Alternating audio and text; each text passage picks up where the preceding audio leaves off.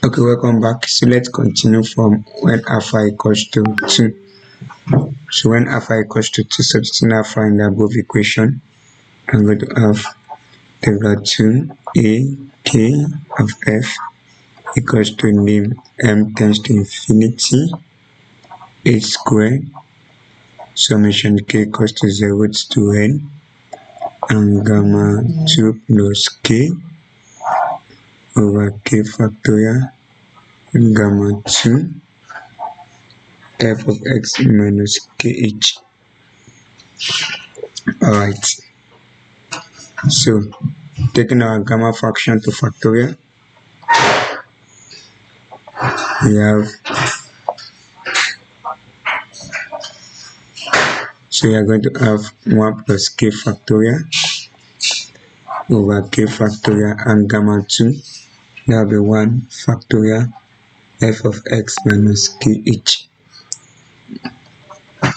So then taking the factorial of 1 plus k, we are going to have just a step forward. We are going to have 1 plus k and then k factorial over k factorial, 1 factorial, that is 1.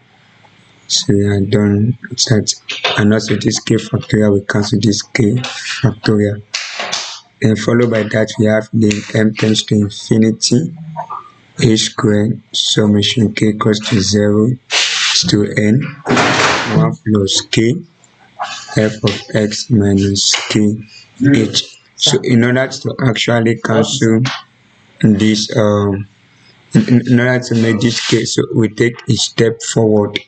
So taking a step forward, we have the m tends to infinity h squared k equals to 1 n plus 1. So that will affect this to be k f of x minus kh.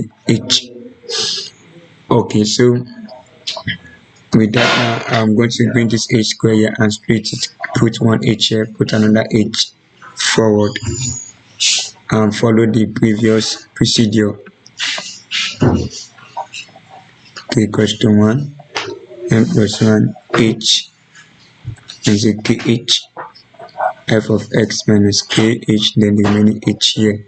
So following the previous procedure, we're going to have let kh also equals to t, and then our h is equals to dt.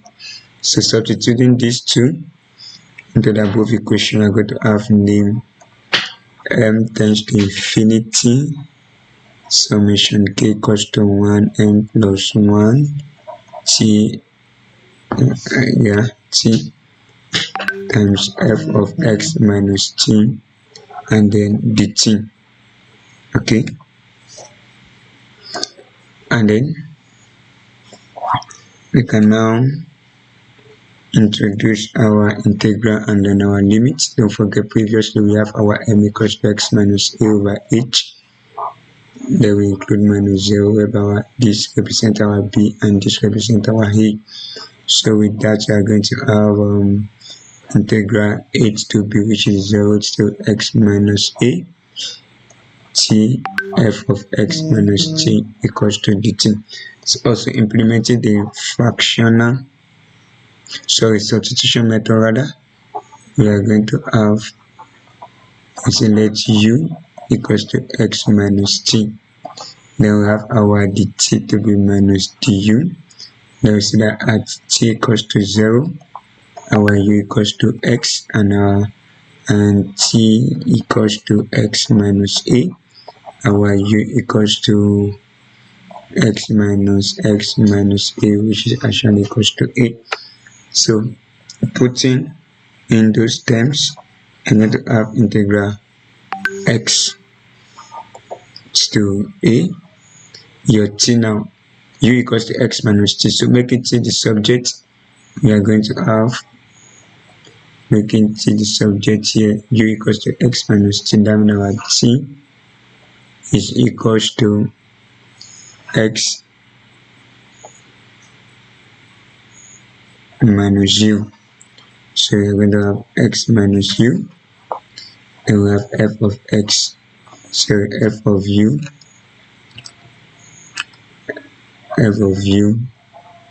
du. So this is the solution when our alpha is equals to 2. So I'm also going to pen this down. Then with that, I believe we should be able to generalize the n term of this specific equation. Okay, so when alpha equals to 2, we have integral 2 ax of f equals to integral ax of x minus u f of u d. So what if our alpha equals to 3? What will be the result?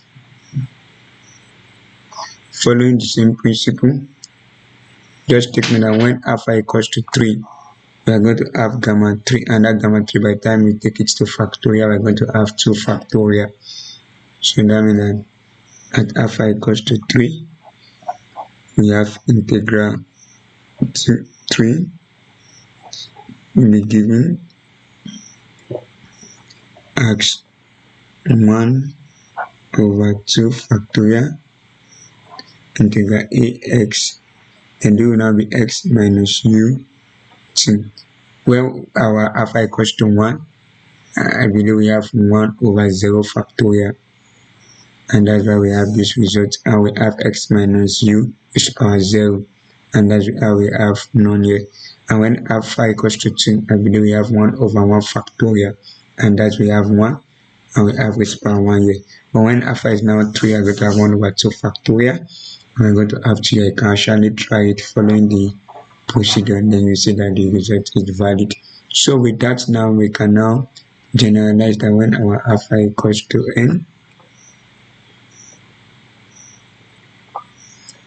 so we have when our n is the natural number, so we are going to have alpha n ax of f equals to 1 over, this is 3, when we have 3 we have 2, that is we subtract 1 from it, n minus 1 factorial integral a to x s minus u, also we subtract 1 from n f of u du.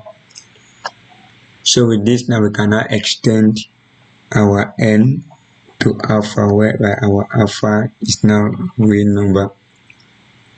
Then with that, now we can now have our definitions for Riemann Liouville. So we have 1 over alpha minus 1 factorial integral a x x minus u alpha minus 1 f of u du. So since we know that the fractional factorial does not exist except we extend it to gamma function, so let's write that into gamma function. So we are going to have 1 over gamma alpha integral a to x x minus u alpha minus 1 f of u du. So this gives us the definitions for Riemann Liouville fractional integral. Alright, so here we stop for today. So my name is Sondolo Afemi. See you in the next class. Thank you.